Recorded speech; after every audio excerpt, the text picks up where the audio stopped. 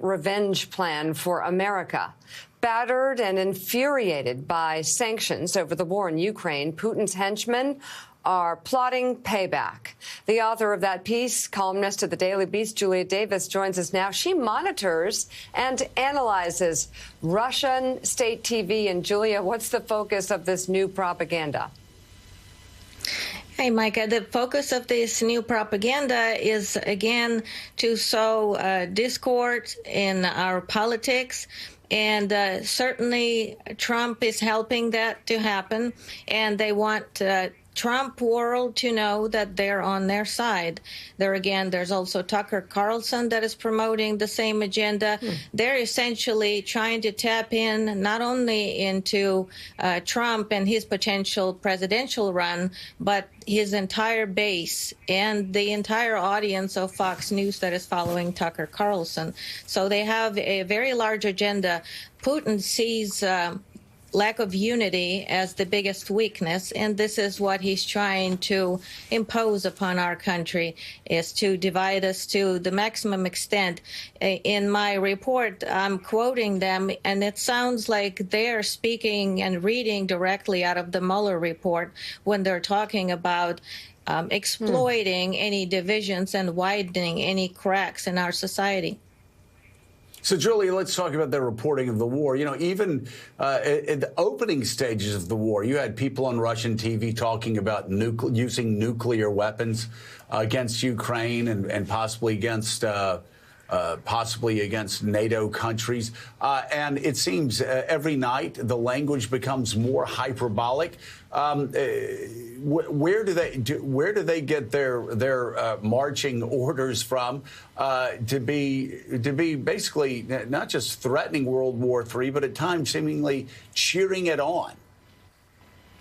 Well, nothing happens on Kremlin-controlled state TV without Putin's approval, whether it's openly or tacitly done. So when his propagandists are teasing the prospect of an escalation to the potential nuclear war, all they're doing is warning the West to stay away. They had figured that this is a good deterrent for us not to get any more involved than we already are. So every time that they're threatened by additional prospects of increased military help to Ukraine, they raise the possibility of a nuclear strike simply to deter the West from doing more.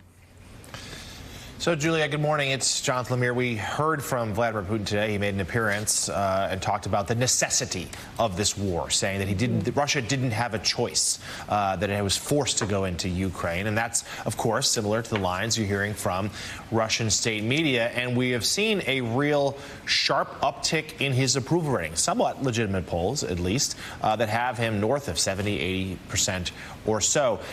Your sense of it, though, as someone who knows the country so well, how long is that sustainable? If this war does go on for months and months or a year or more on the Eastern Front there on the Donbass, will the Russian people continue to be gripped with this sort of patriotic spirit, or will they eventually grow dissatisfied with what's happening and the economic toll these sanctions are taking on their lives? Well, Jonathan, initially they had portrayed this conquest of Ukraine as something that could be very easily accomplished. In fact, they have described it as potentially taking no more than 11 minutes, jokingly, but they expected it to take maybe 5 days at most.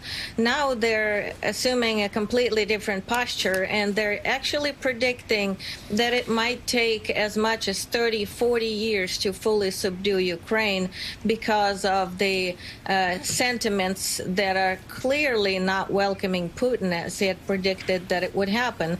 So the state media is trying to consolidate the population and support this war. They're actually dragging out some writings of writers from the beginning of the centuries and claiming that Ukraine has to be part of Russia, whether it wants to or not, that this is simply a reality that everyone needs to accept.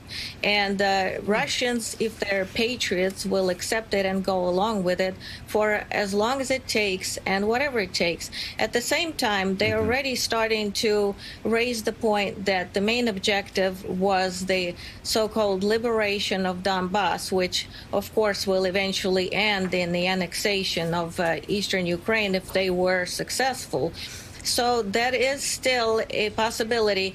If Russia sustains massive losses there, if Ukraine holds them back, it might end in that region. But if they manage to succeed, they might continue moving forward. All right. Thank you so much, Julia Davis. Greatly